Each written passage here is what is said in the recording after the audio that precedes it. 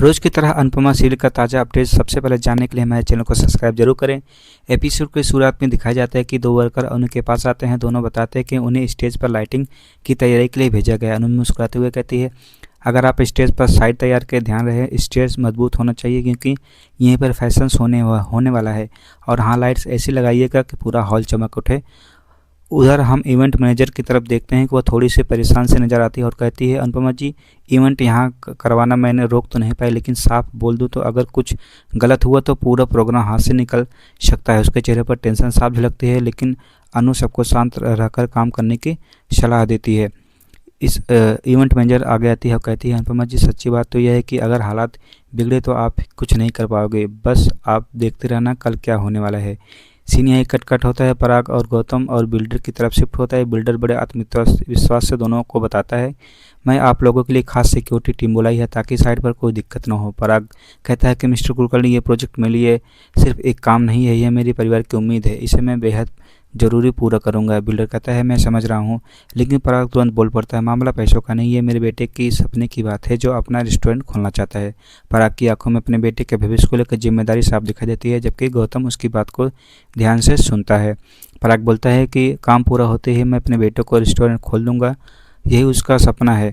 Builder बोलता है, आपने तो कमाल कर दिया, हीरो का कारोबार पहले से ही अब रियल एस्टेट में भी अपना हाथ आजमा रहे हैं। पराग बोलता है, पराग कोठारी का बेटा किसी और की रसोई में काम क्यों करेगा, वो खाना पकाएगा तो अपने ही रेस्टोरेंट में, पर वही उसे सबसे अच्छा लगेगा। बिल्डर बोलता है कि बिल्कुल, आप बेटे के लिए कितना सोचते हैं, ये देखकर अच्छा लगता है कि आप ऐसे पेरेंट्स बहुत कम होते हैं। यह कहकर बिल्डर अपनी फाइल समेटता है, खड़ा होता है और दोनों को नमस्कार करके वहाँ से निकल जाता है। पराग उसी समय खड़ा होकर गहरी सोच में डूब जाता है। उसके चेहरे पर साफ दिखाई दे रहा है कि दिमाग कहीं और चल रहा है। गौतम में देखकर पूछता है, डैड सब ठीक है, आप कुछ परेशान लग रहे हैं। पराग बोलता है, नहीं बेटा, कुछ नहीं, बस ऐसे ही काम की बात सोच रहा था। लेकिन गौतम को यकीन नहीं होता। उसे लगता है कि पराग और रजनी के बीच कोई न कोई नाता रहा होगा। वह सीधा सवाल कर देता है, डैड, क्या आप रजनी देसाई को पहले से जानते हैं? ऐसा लग रहा है कि आप दोनों एक दूसरे को पहचानते हैं। पराग बिना झिझक जवाब देता है, नहीं, मैं इसको क्यों जानूंगा, पहली बार ही मिला हूँ। गौतम बोलता है, मैं रजनी के बारे में थोड़ा पता किया, मालूम चला कि वो भी अहमदाबाद की है, मुंबई वो शादी के बाद रहने है, इसलिए मुझे लगा शायद आप उससे मिले होंगे। पराग बोलते हैं, तो ये पीछे से बिल्डर वापस आता और कहता है, मैंने खाने की व्यवस्था करवा दी है, बस थोड़ी देर में सब तैयार हो जाएगा। बिल्डर बोलता है, मैंने इस वजह से सबको बुलवाया है, इससे स्वादिष्ट खाना बनाया है कि आप लोग भूल नहीं पाएंगे, उंगली चाटते रह जाओगे। पराग और गौतम डाइनिंग टेबल की तरफ बढ़ते हैं। उसी समय प्रेम भी खाना लेकर वहां पर पहुंच जाते हैं। पराग की नज़र जैसे ही प्रेम पर पड़ती है, उसका चेहरा बदल जाता है। वह तुरंत कहता है, मिस्टर कुलकर्णी, माफ़ कीजिए, लेकिन मुझे अभी तुरंत निकलना होगा। पराग मुड़कर जाने लगता है। पीछे से प्रेम की आवाज़ आती है, पापा प्लीज़ रुकिए, मेरी बात तो सुन लीजिए।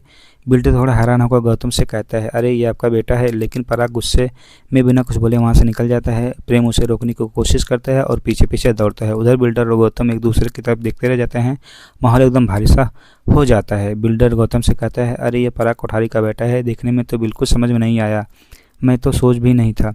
सीन बदलकर अनु और चोल के लोगों पर आता है। अनु साइड पर खड़े होकर स्टेज की तैयारी देख रही होती है और वह काम करने वालों से बड़ी शांति से कहती है, स्टेज मजबूत से बनना चाहिए, एक एक चीज़ ठीक से फिट होना चाहिए क्योंकि पूरा कार्यक्रम ही होगा। तभी जस्सी वहाँ पहुँचती है और उत्साह से कहती है, अनु, इस इवेंट की वजह से हमारी चोल की पूरी हवा ही बदल गई। दिवाली के बाद तो इसका इलाका पूरा सोना पड़ गया था। जस्सी बोलती है, और सुन, क्या हम प्रोडक्शन हाउस के लोगों को भी बुला ले, उन्हें भी अच्छा लगेगा। अनु मुस्कुराकर बोलते हैं, हाँ बिल्कुल बुला लो, आखिर हम जहाँ रहते हैं वहाँ के लोग भी तो अपने जैसे ही होते हैं, परिवार की तरह। दोनों एक दूसरे को देखते कर खुश हो जाते हैं और इवेंट की तैयारी आगे बढ़ने लगती है।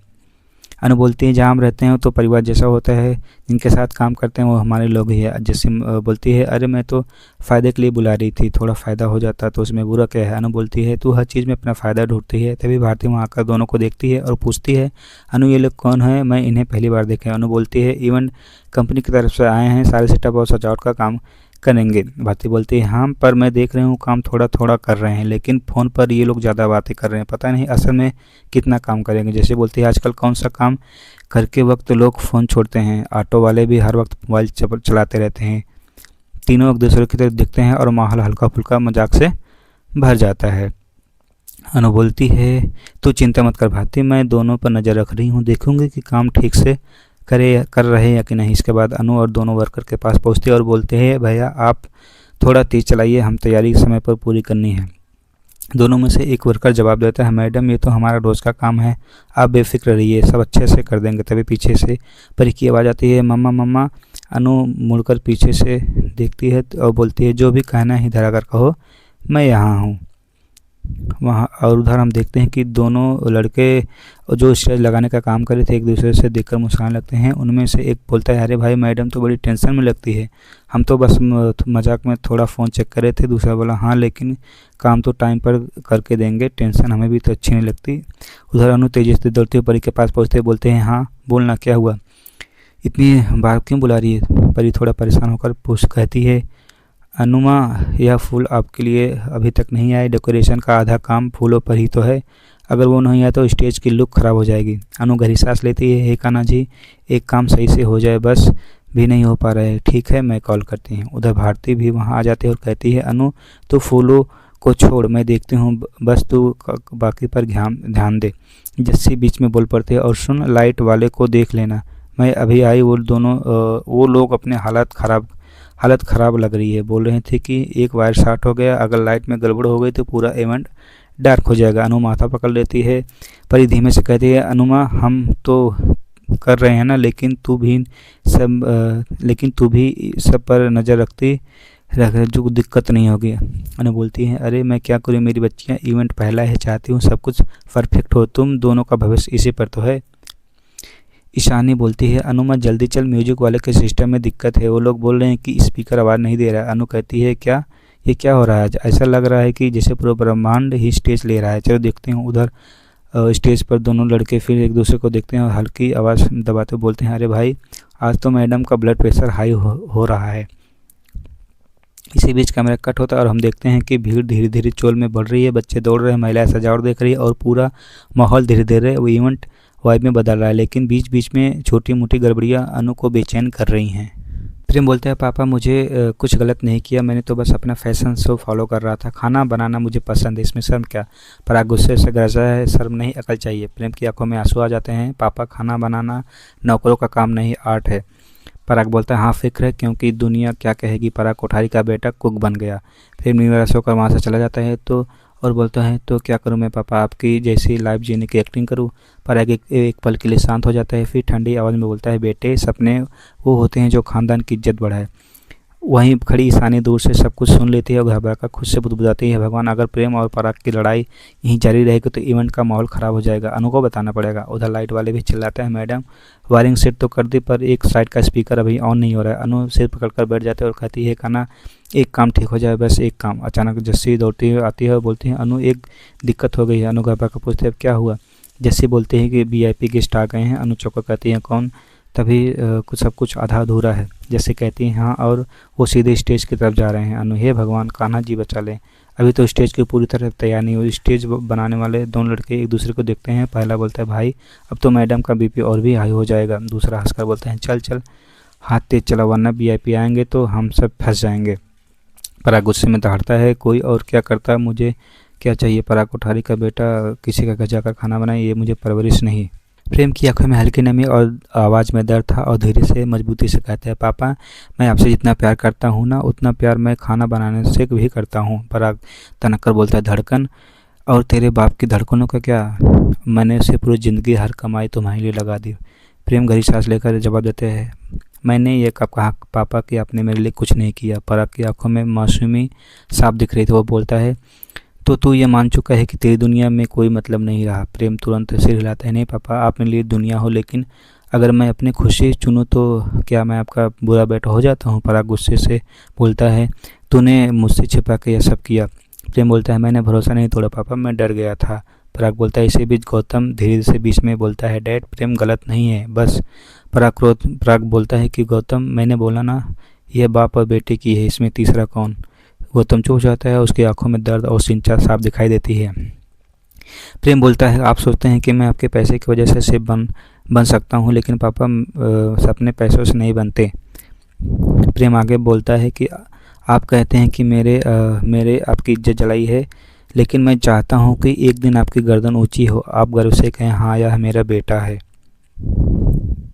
प्रेम की आवाज़ भर्रा जाती है और कसकर गले लगा लेते हैं। पापा, मैं आपसे बहुत प्यार करता हूँ। प्रेम की आंखें चमकती है, उसी चमक में गहरी उजल्दी भी होती है। वो धीमे से कहता है, पापा, अगर मैं आपके परछाई बनकर जिया तो मैं कैसा बनूंगा। पराग का चेहरा फिर गिर जाता है।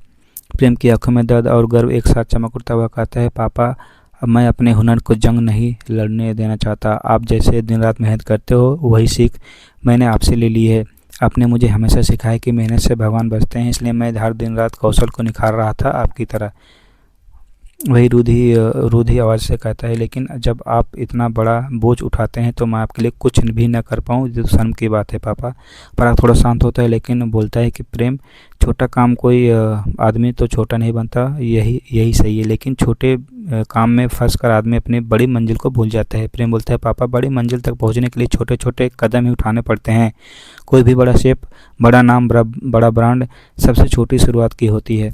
गौतम बोलता है, डैड, राहिनी को तो मालूम होगा कि प्रेम कहाँ क्या कर रहा है, शायद उसे। पराग फिर बोलता है, गौतम, इस वक्त नाम मत ले किसी का, पत्रकार लोग थोड़ी बातों में मसाला बना देते हैं। गौतम बोलता है, नहीं डैड, मेरा मतलब वो नहीं था। प्रेम आगे बढ़कर पराग के सामने खड़ा होता है और बोलता है, पापा, मुझे अपने सपने से भी प्यार है, लेकिन आपसे ज़्यादा नहीं। मैं आप अगर अच्छा से बनूंगा तो आपकी मेहनत और आपके परवरिश की वजह से। पराग बोलता है, प्रेम, तूने एक बार बताया होगा कि मैं समझता, लेकिन तूने छुपाया, बस यही चुभ रहा है। प्रेम धीरे से बोलता है, पापा, मैं आपसे भाग नहीं रहा हूँ। पराग और शक बढ़ जाता है और तमाकर बोलता है, तो फिर जरूर उस राही ने तेरे दिमाग में सब भर दिया होगा और वही बोली होगी कि किसी को मत बताना। प्रेम बोलता है, नहीं पापा, लेकिन पराग सुनने के मूड में नहीं था। गुस्से में वो गौतम की तरफ घूमकर बोलता है, चलो गाड़ी में बैठो अभी। गौतम मजबूरी से सिर रहते हैं, दोनों वहाँ से तेजी से निकल जाते हैं। प्रेम वहीं खड़ा रह जाता है, आंखें भर जाती है और पूरा दिल उसका टूट जाता है। अंश बोलता है कि लेकिन हम क्यों नहीं आएंगे, कोई वजह तो बताइए। तोसु बोलती है, जो अंदर यहाँ से चिढ़ा हुआ है वो बोल उठता है, अगर वो लोग हमारे साथ खाना नाता नहीं रखना चाहते हैं तो हम क्यों रखें। अंश उदास होकर बोलता है, लेकिन तोसु भैया, रिश्ते ऐसे भी नहीं तोड़े जाते हैं, हम तो परिवार है ना। बात तुरंत तुनक्कर बोलती है, परिवार वही होता है जो इज्जत हो। किंजल बीच में समझाते हुए कोशिश करते हुए बोलती है, हर बात को गुस्से में नहीं देखा जाता। बातों टोक देते हैं, मुझे कोई स्थिति नहीं सुननी। अंश फिर से पकड़ लेता है और बोलता है, कम से कम एक बार तो सुन लीजिए। बापूजी धीरे से बिना किसी नज़र मिलाए बोलते हैं, कभी कभी रिश्ते टूटते नहीं, बस गलतफहमी में उलझ जाते हैं और सुलझाने वाला कोई नहीं होता। बाकी आंखों में चिंता साफ दिख रही थी। अंश विनती करता है, हमें प्रार्थना के लिए वहाँ जाना चाहिए, ये सिर्फ एक रस्म नहीं, मेरी ज़िंदगी का बड़ा दिन है। बात चिढ़कर बोलती है, अगर वो लोग खुद हमें नहीं बुलाना चाहते हो तो हम क्यों अपनापन वहाँ पर करवाना जाए। अंश बोलता है, मैं सही हूँ या गलत मुझे नहीं पता, बस इतना जानता हूँ कि मेरी गोद भराई है, मुझे वहाँ होना ज़रूरी है। रिश्ता कैसा भी हो, एक पल के लिए मेरे लिए ख़ास है। बोलती है, अगर तू जा पहुँचा तो उन्होंने अपमानित कर दिया तो हाथ पकड़ कर निकाला, धक्का दिए तब। अंश बोलता है, तभी बापूजी शांत स्वर में बोलते हैं, हो सकता है। अंश बोलता है, तोसु भैया, मैं आपकी भावनाएं समझता हूँ, लेकिन ये सिर्फ मेरी नहीं, प्रार्थना की ज़िंदगी का एक बड़ा दिन है। बापूजी बोलते हैं, बच्चे की खुशी में जाना गलत नहीं होता, और याद रख, इस बार परिस्थितियाँ अलग भी हो सकती है, हम कोशिश करके तो देख रहे हैं। बात थोड़ी सी चुप रहती है, उसकी आंखें पुरानी बातें याद कर भर आ जाती है, फिर कठोर आवाज़ में कहती है, ठीक है, जो चाहे करो, लेकिन मैं वहाँ नहीं जाऊँगी। तोसु ताना मारते हुए बोलता है, हाँ, फिर भी मत कहना कि मैंने तुम्हें रोका नहीं था, भूल मत कर। इधर उधर लोग सिर्फ देने का चेहरा दिखाते हैं, देने का नहीं। अंश चुपचाप सिर हिलाता है, फिर बापूजी का चरण छूता है, दुआ कीजिएगा सब ठीक हो, फिर वहाँ से निकल जाता है। और राही बोलती है, अब पापा को लगेगा कि मुझे पहले ही सब पता था, तो और मैं तुम्हें नहीं छुपा रही थी। प्रेम बोलता है, राही, मैं जानता था कि तेरे और अंकल के बीच गलतफहमी है, इसलिए ही तो मुझे मना किया था कि किसी को मत बताना। राही पलटकर बोलती है, लेकिन प्रेम, सच्चाई जितनी देर छुपती है उतना बड़ा विस्फोट होता है। अब देखो ना, पापा को तुम पर शक है। प्रेम बेचैन होकर बोलता है, मुझे लगा था पापा अपने सपनों के बारे में बताऊंगा तो वो खुश होंगे। राही प्रेम के कंधे पर हाथ रखती है, तू गलत नहीं है प्रेम थोड़ा भावुक होकर बोलता है, यह डर है राही, मैंने कहा उसका भरोसा नहीं खो दिया है। उधर राही अपना माथा पकड़कर कहती है, और मेरी मम्मी, उन्होंने अगर पूछ लिया तो तू क्या आया था तो क्या बोलेगा। प्रेम बोलता है मैं खुद आऊँगा आंटी के पास और सच बताऊँगा। वही फ़ौरन मना करती है, नहीं नहीं अभी नहीं। प्रेम धीरे से चिल्लाता है, तो क्या क्या करे। राही बोलती है अभी ये सब शांत रहो, मैं देखती हूँ मम्मी क्या मूड में हैं, तब मैं उनको सब बताऊँगी क्या करना है क्या नहीं करना। प्रेम उदास होकर बोलता है उम्मीद है राही सब ठीक हो जाए। राही उसकी आंखों में देखते हुए कहती है, नहीं प्रेम, तू नहीं टूटेगा, तू मेरे साथ है। राही धीरे से बोलते हैं, ठीक है आज हम यहीं रुकते हैं, कल चलेंगे। अगर आज निकल लिए तो घर में बड़ा बवाल हो जाएगा। प्रेम से लाता है, हाँ हाँ राही यही सही है, थोड़ा इंतजार और समझदारी दिखानी पड़ेगी। इधर हम देखते हैं कि अनु वो हाथ में चाय लेकर आते हुए मुस्कुराते हुए कहती है, प्रेम ये तुम्हारे लिए लाई है, थक गए हो ना। प्रेम मुस्कान के साथ चाय लेता है और बढ़ता है, मम्मी यह चाय तो बहुत अच्छी है। अनु थोड़ी शर्माते हुए बोलती है, बस बेटा थोड़ी सी चाय और थोड़ी सी गर्मजोशी। प्रेम चाय की चुस्की लेते हुए बोलता है, मम्मी सच कहूँ आज का दिन काफ़ी स्ट्रेसफुल था, लेकिन आपकी चाय और आपकी बातों ने सब कुछ ठीक कर दिया। अनु मुस्कुराते हुए बोलती है, बेटा कभी कभी मुश्किलों के दिन में छोटा सा आराम भी बड़ी राहत दे जाता है। प्रेम भावुक होकर बोलता है, मम्मी आपने यही सीख है, आपकी यही बातें मुझे अच्छी लगती है। राही दूर से मुस्कुराते हुए बोलती है, देखती है और बोलती है, बेटा और मम्मी के बीच यह पल, यह सब कुछ ठीक होने वाली पहली कड़ी है। राही पूछती है, मम्मी मेरी चाय कहाँ है। अनु मुस्कुराते हुए बोलते हैं, जमाई राजा इसे देख लो, जब से आई है तब से चाय के लिए मरी जा रही है। प्रेम हंसते हुए बोलता है, हाँ मम्मी आज मैं पूरी तरह से इसका मजा लूँगा। अनु प्यार से देखते हुए बोलती है, देखो ये सब मिलकर कैसे काम कर रहे हैं, कितना अच्छा लग रहा है। टीम वर्क भी सबसे बड़ी ताकत होती है बेटा। राही बोलती है, मम्मी हम सोच रहे थे कि आज हम ये रुक जाएं। अनु बोलती है, यह तो अच्छी बात है। प्रेम से रहता है बोलता है, हाँ मम्मी घर में मैंने बता दी है। अनु बोलते, ठीक है बेटा यह सही रवैया है।